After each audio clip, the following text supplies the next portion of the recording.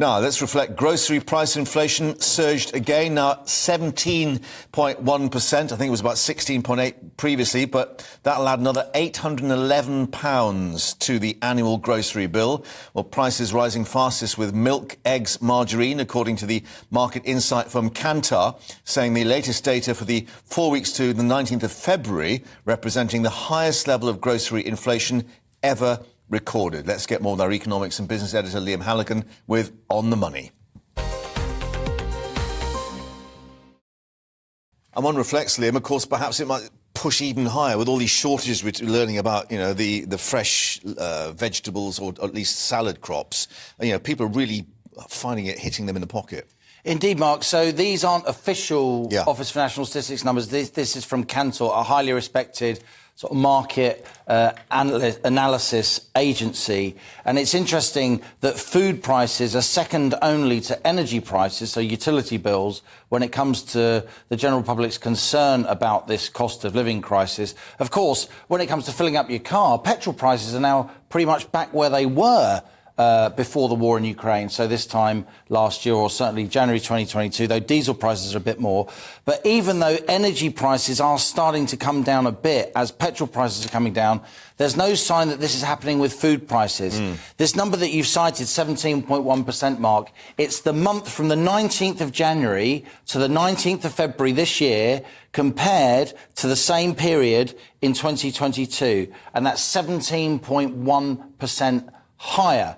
And for instance, if you take a half kilo, 500 gram bag of pasta, Mark, before the war, that cost you 50p. The Ukraine situation was because of the grain supplies. It cost you 50p a year and a bit ago. It now costs you 95p because, as you say, Russia and Ukraine between them produce about a quarter of the world's wheat exports. And a lot of that wheat isn't getting through because it's all exported traditionally through ports like Odessa in southern Ukraine, and those ports are either blockaded or have been influenced by the war. So almost doubling. Now, it's interesting, we had the Food Minister, Mark Spencer, speaking to the supermarket bosses yesterday, the NFU saying, you know, Britain had been sleepwalking into a food supply crisis. I think that's, and clearly there is a question mark about how much the supermarkets can absorb the increased cost of the raw goods coming in, and when they pass that on to the consumer. Right.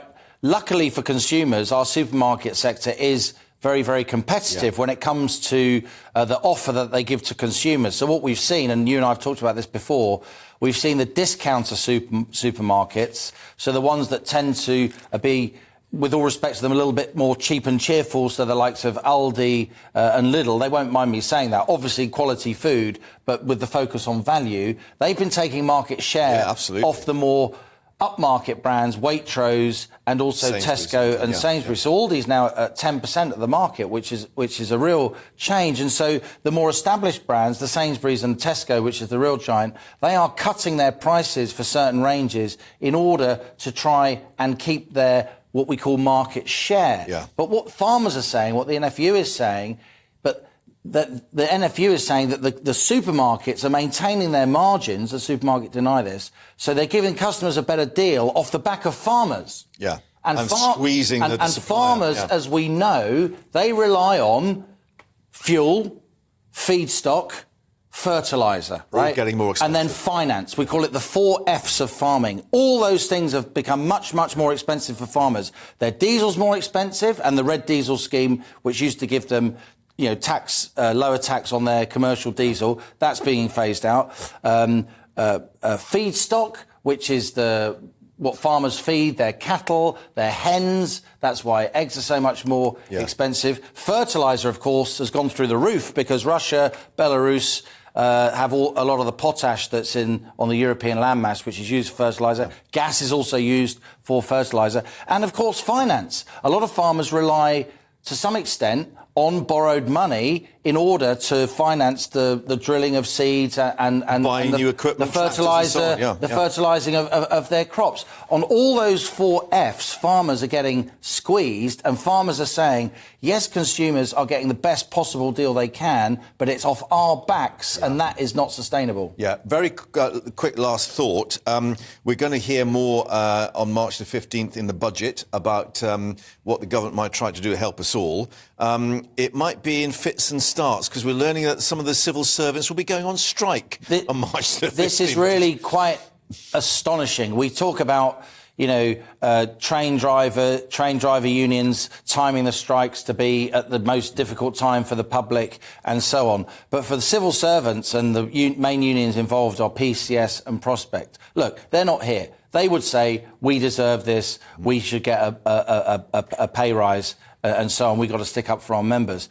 But the idea that the government is going to do a major public announcement on the public finances at a time when the last announcement on the public finances caused a crisis of confidence across international markets, when there's so much financial angst and broader insecurity across the population, to not facilitate the government to make those financial statements in an orderly and confidence-building way to keep the markets happy. It's pretty rich. Yeah. OK, we'll see what happens on the 15th. And, of course, you'll be with us for that day and doing all the numbers, perhaps without much detail from the government. Who knows? We shall see. Liam, thank you very much indeed.